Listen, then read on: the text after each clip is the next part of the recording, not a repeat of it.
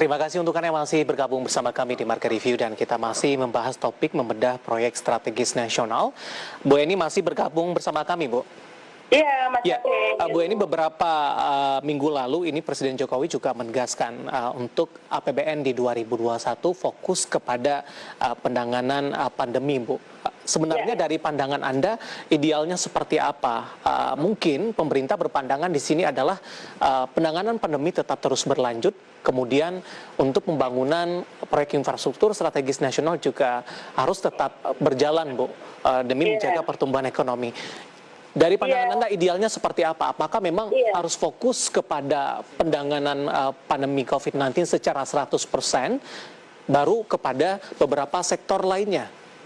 Ya, pertama saya akan mengomentari instruksi Presiden.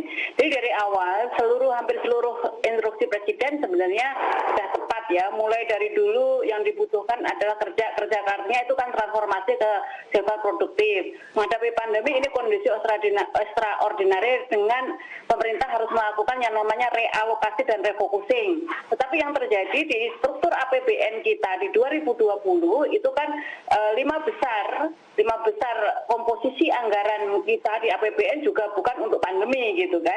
Jadi ini yang terjadi kita nggak tahu bagaimana mungkin berkali-kali instruksi Presiden dengan realisasi yang dilaksanakan oleh para pembantu-pembantunya itu tidak selalu inherent gitu kan. Itu satu soal. Nah, kedua sekarang APBN itu memang berkali-kali juga Presiden untuk dilakukan fokus untuk penanganan pandemi. Tapi kita jangankan berbicara kualitas, Mas David. Kita berbicara dari sisi kuantitas saja, dari penyerapan saja, ini masih bermasalah. Jadi sampai hari ini masih ada 400 triliun dana APBD yang belum dibelanjakan.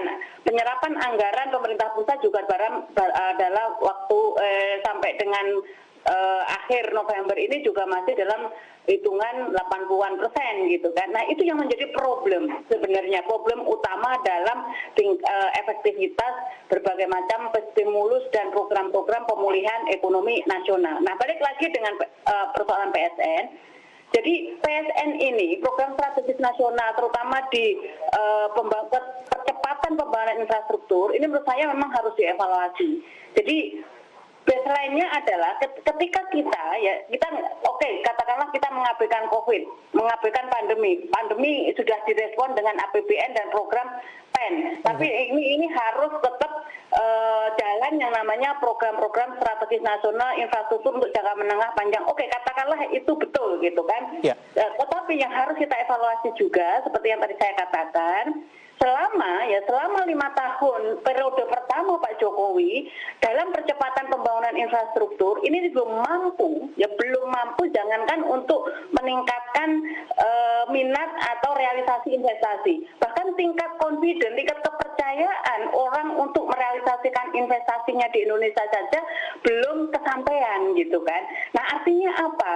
Artinya ini kan ada beberapa program-program proyek strategis nasional yang benar-benar harus kita evaluasi. Misalnya, kalau kita lihat daftarnya, ya daftar kelanjutan atau sebelumnya, ini kan infrastruktur kita hanya fokuskan untuk pembangunan jalan tol dan sebagainya. Nah, problemnya adalah harus ada satu evaluasi. Kalau di dalam kebijakan publik itu biasanya ukurannya adalah RIA. Bukan Mbak Ria ya, tapi Regulator Impact Assessment-nya. Jadi bagaimana dampak sebuah kebijakan, sebuah program terhadap target-target yang harus dipenuhi gitu kan. Jadi apakah selama ini berbagai macam program-program strategis nasional tersebut berapa dampaknya terhadap penurunan misalnya high cost ekonomi yang ada di Indonesia.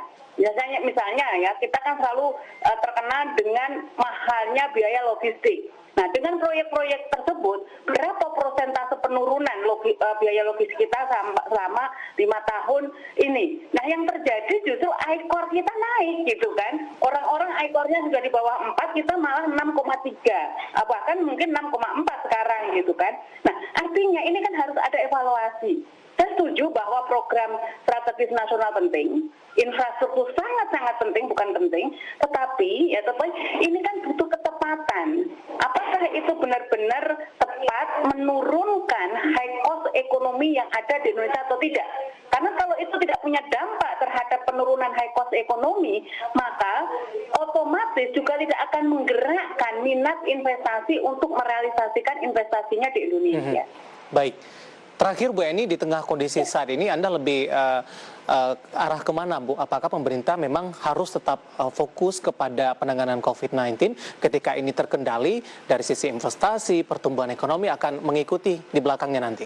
Sebenarnya akan lebih ini memang harus kolaborasi ya. Artinya fokus itu yang saya maksud kita tidak juga mengabaikan proyek strategis, tapi proyek-proyek strategis yang betul-betul sekarang dalam jangka yang sangat pendek ini adalah yang benar-benar memacu investasi di sektor real sehingga punya dampak langsung terhadap percepatan pemulihan ekonomi dengan cara apa? Dengan cara penciptaan lapangan kerja sebesar-besarnya. Gitu. Bu Eni, terima kasih sudah bergabung bersama kami di ID Channel. Bu Eni, sehat selalu ya Bu.